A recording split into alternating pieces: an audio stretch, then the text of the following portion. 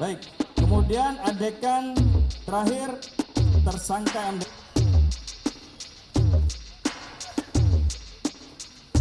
sudah cukup.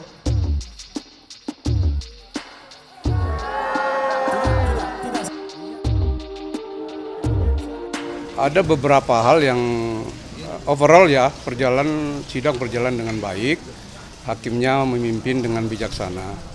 Tapi ada beberapa hal yang sangat kontradiktif dan bertolak belakang antara keterangan si Mario dan si Sen, terutama soal satu, enak ya main bola.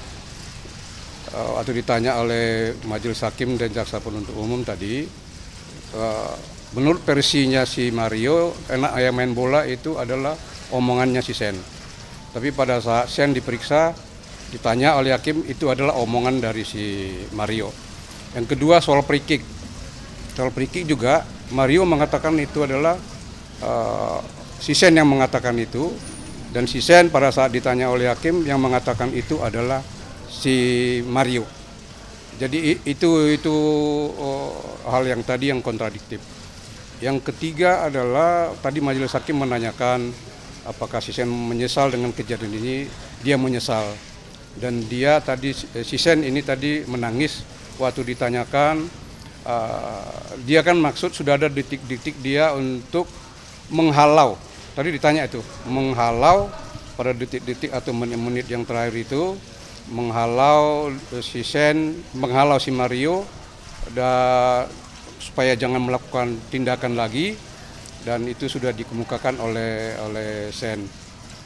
Hanya memang ada ungkapan dari hakim ditanya, kenapa pada menit-menit terakhir Sen itu tidak mau bertindak untuk pada saat dia di push up, pada saat dia plank.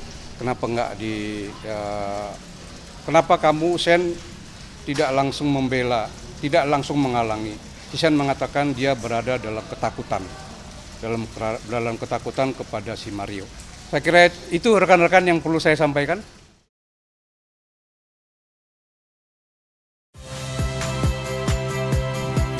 Saya Cynthia Rompas.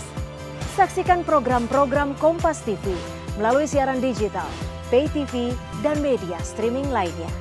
Kompas TV, independen, terpercaya.